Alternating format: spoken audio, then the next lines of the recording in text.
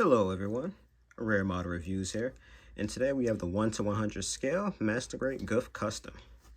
Now this is an older kit, roughly probably about 20 years old to be exact, and I actually got this not too long ago and built it ahead of quite a few kits just because it's not as complex as a lot of the newer kits, so I figured, hey, I'd probably be able to get this thing built and review it pretty fast, so that's what I'm doing today. So first and foremost, the colors, there's this nice, I guess you said sky blue, which I really like. That's probably honestly one of the coolest aspects of this kit. I have this like aquamarine color for the body, some grays. And I did do a bit of panel lining on this thing. Like if you notice that, the back of the legs there, around the sides here as well, just kind of make that pop a little bit for the little screw type joints or whatever there. Same here for the back of this part there. And I actually was going to try to color in the piping here, but these are all individual pieces. It kind of lines itself almost. There's a little gray pipe inside it and all that. And this thing technically does have an inner frame. I'm probably not going to show it off because one, I'm not sure how much time I have in the view if I were to do that, until honestly it'd probably be more complicated to try to take this thing apart than it's worth. So we're just going to jump straight on to articulation. So again, this is an older kit, so I don't expect much here, but the head can actually move 360 because there's nothing really getting it away. It can kind of go up and down, wiggle a little bit there. Okay, well this can wiggle, but I don't think it's supposed to. One thing I want to mention about the model eye is it looks like you can move it, but I'm not sure how. The manual didn't say anything about it. And once again, like I was saying about the inner frame, I'm afraid to start taking things apart to figure that out. So if someone in the comments below wanted to kind of post if they know how to move the eye, that'd be great. That's of course assuming anyone watching this has it. And I also want to mention I kind of tried to line the hands a little bit. I don't know if you can make that out the thumb there or not. But moving on to the arms here, that can go 360. And I also want to mention, again, this is an older kit where they still use screws in it, I'm guessing for stability and all that. So the joints feel really tight, so you definitely want to be careful with these things. You don't want to force anything or it might break. So this little part under the shoulder can 360 move. We got about a 90-degree bend here at arm. Again, this is older kit, so you can't expect much. Ball joint for the wrist there, so that can go 360 and whatnot. The shoulder armor can go about here. Arm can move slightly up, actually kind of over a little bit too, if you notice that, so that's not bad.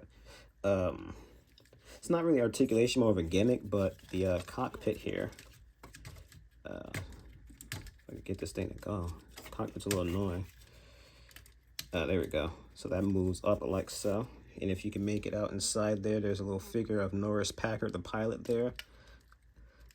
So there's another joint to move it up something. Well, I close it, but there you go. Also, I don't know why they do this with the Goufs, but it's like this clear orange sticker here. But if you look at the menu, they want it to be a solid color, so it's a little strange they did that.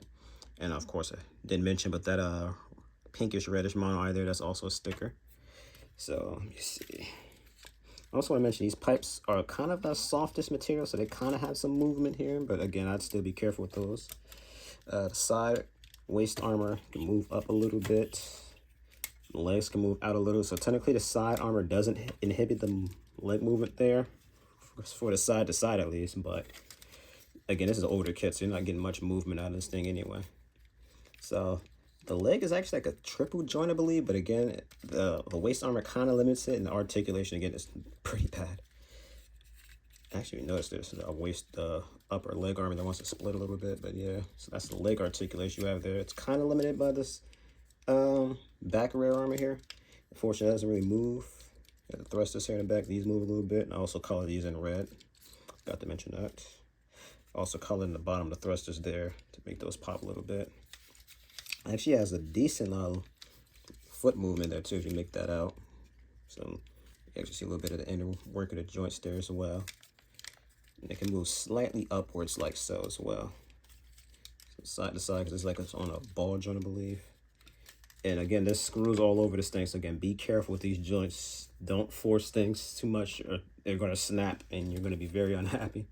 I mean, this was a cheaper kit though. I think this thing might have been around 20, 30 bucks, but still. If you can avoid breaking a kit, you can avoid it.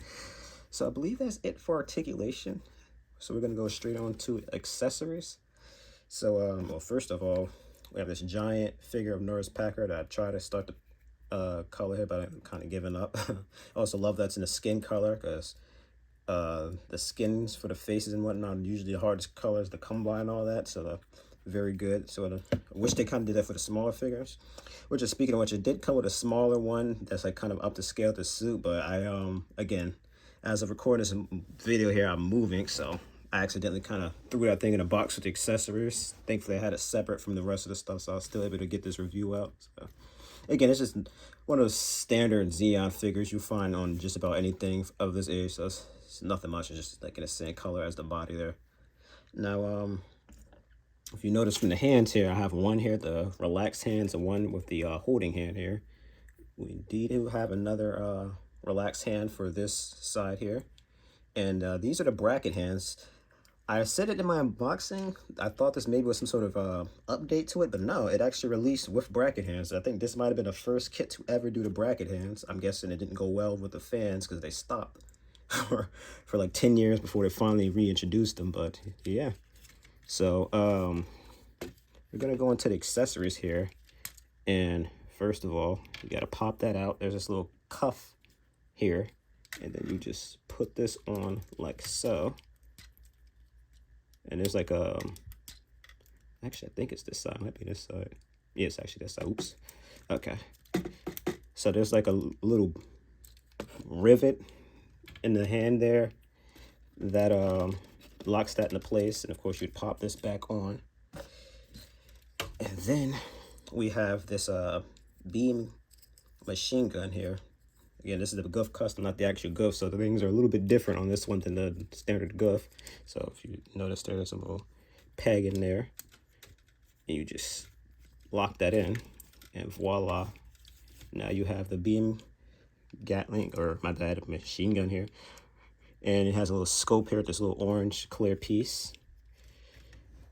And then, I also forgot to mention, so you also have these brackets, hands for these like trigger fingers, but this thing doesn't have any handheld or ranged weapons, so I don't know if that's a leftover from another kit, maybe the standard Gouf, or 1.0, I guess you'd say, had something like that going for it, but this one doesn't have any guns or anything.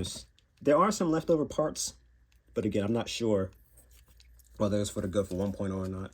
So of course we have this thing's most famous weapon here, which is this shield Gatling gun combo, and of course has a sword on the top there. Now, if those of you were wondering, you unfortunately cannot use this thing without the beam launcher here. There's nothing that lets you do it. You can strip away some of these pieces and have a vanilla looking shield, but there's no way for it to hold this thing up without the Gatling gun here, or beam Gatling here, whatever you want to call this thing. Geez. I did color the barrels in here, the insides of it black. I don't know if you can make that out to make those I guess you say pop a little better, because this thing was just gray otherwise. And the way you put this thing on, well, first and foremost, I just want to mention the shield here. It's in this little slot there, so you could take that in and out. And of course, fits right into the hand here. I believe there is a peg or something here, but it looks decent like this. I mean, there's a little hole here, but get that in again. Yeah, so it's a little loose, but it does stay in. And actually, I am forgetting an accessory here. That's not, I don't know what I did with it. I had the grappling hook for this thing. I don't know what happened to it. Just where it was around here. That's not good. Whatever. Well, I guess we're gonna have to skip out on that one after all. I don't know what I did with it, but moving on to the Gatling gun, I guess. You just put this thing into, as you can see, there's a little hole here, or pack here. Put it into the hole on the back of the Gatling. And then, with the other bracket hand here, you put that in like so. And now he has his Gatling gun.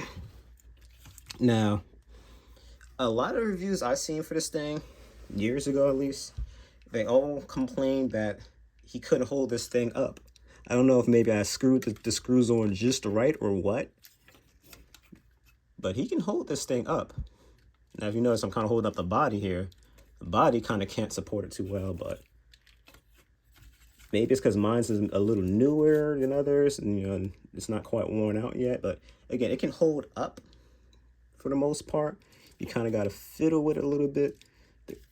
It kind of brace him, you know, but he can hold this thing up.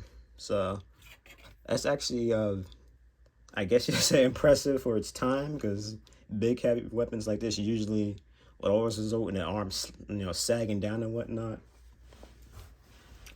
But that just about covers it for the accessories. So of course I'm gonna very gentle with this thing. Arm is a little pushed up, but yeah.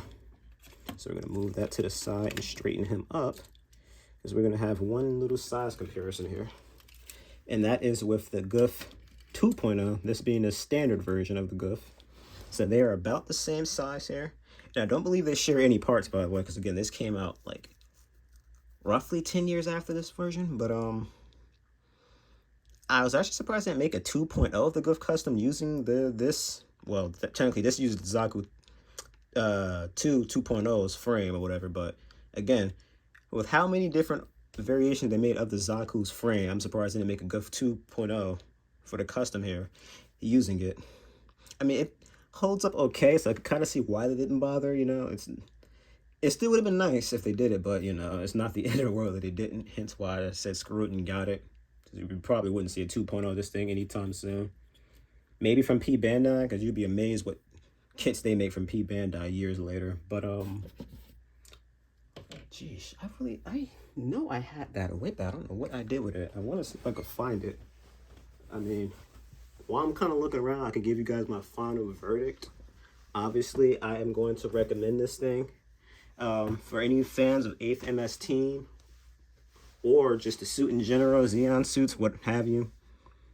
It's an older kit, so of course, you know, you have to have your expectations in check just based on that. But by looks alone, it looks great. Someone would really paint this thing in detail a bit more than I did on the fly, because I really kind of detailed it while I was building it. You get this thing looking really good. The poses are kind of limited again because of articulation, but you can still pull off most of the dynamic poses from the show and whatnot. So I don't think you, again, if you have your expectation in check, you'll regret it. Let me see, maybe it was on top of. Sheesh. I really want to find that darn whip. I know I had it around here. I don't know where I put it. I saw it had with the rest of the accessories.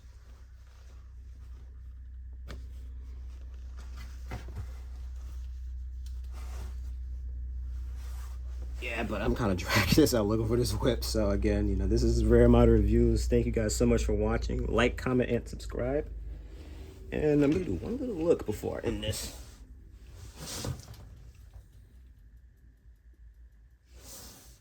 Yep, man. No, I can't find it. Okay, I'll see you guys next time. If I find that a whip, I'll probably throw this guy out here with it just to show it off or something. Take care.